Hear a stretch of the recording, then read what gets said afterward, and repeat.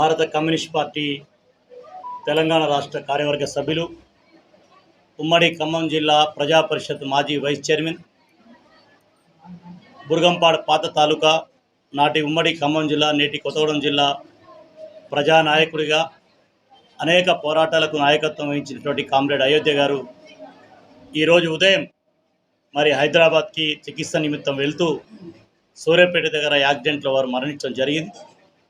భారత communist party జిల్లా communist సమితి తరపున మణుగూరు ప్రాంత ప్రజానికం, బుర్గంపాడు తాలూకా ప్రజల తరపున, ఈ జిల్లా ప్రజల తరపున వారికి శ్రద్ధాంజలి ఘటిస్తూ విప్లవ జోహార్లు అర్పిస్తూ ఉన్నాం.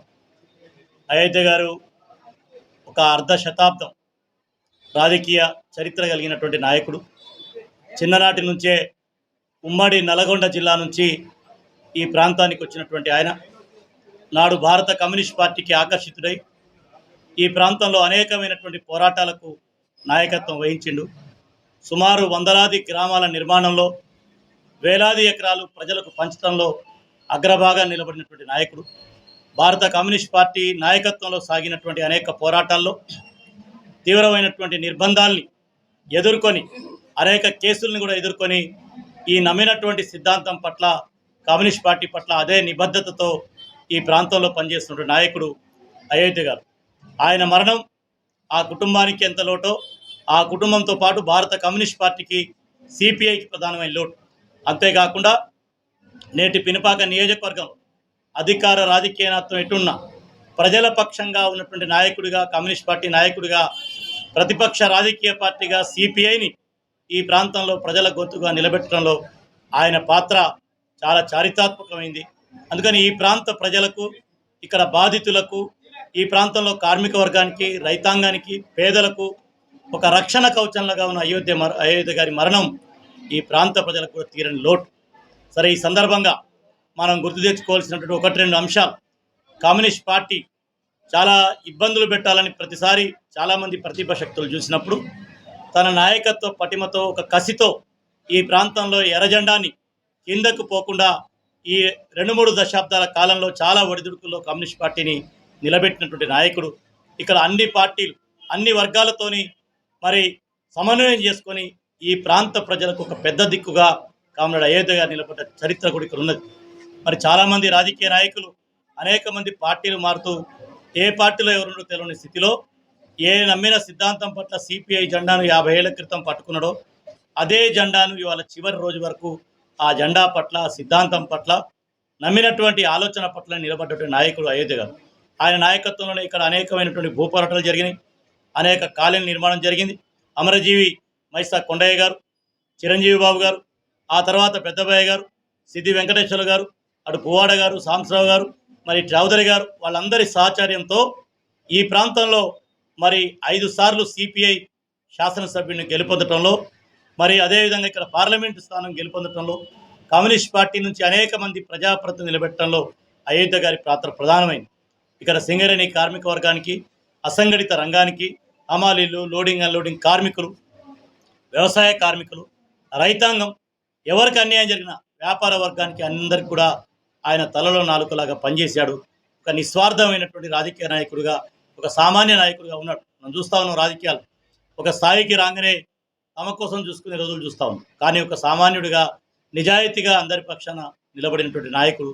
ఇటీవల కాలంలో చాలా ఇబ్బందులు వచ్చినాయి. 5-6 ఏళ్ల కాలంలో ఆయనకు కుటుంబపరంగా ఇబ్బందులు వచ్చినాయి, ఆరోగ్యపరంగా వచ్చినాయి, రాజకీయంగా అనేక ఇబ్బందులు వచ్చిన ఈ కమ్యూనిస్ట్ పార్టీ సిద్ధాంతం పట్ల కానీ, ఈ పార్టీ పట్ల కానీ అచంచలమైన విశ్వాసంతో నిలబెట్టే ప్రయత్నం జరిగింది. మొన్ననే జరిగిన అశ్వారావుపేట 2 రోజుల మహాసభలో చివరిగా ఆయన మాట్లాడుతూ కన్నీళ్లు కూడా పెట్టుకుని మాట్లాడింది.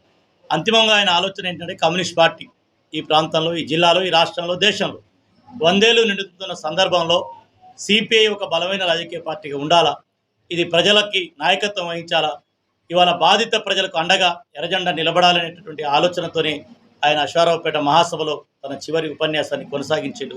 ఆ సందర్భంగా అయోధ్య గారు బీటీపీఎస్ ఇవాళ ఇక్కడ నిర్మాణమై మణుగూరు బొగ్గుబావులు తరిగిపోయిన నేపథ్యంలో మరొక పరిశ్రమ కావాలని బీటీపీఎస్ నిర్మాణంకి రైతులందరినీ ఒప్పించి కమ్యూనిస్ట్ పార్టీ నాయకత్వం సాధించుకున్న భూములు బీటీపీఎస్కి ఇప్పేయడం ద్వారానే బీటీపీఎస్ నిర్మాణం అయింది.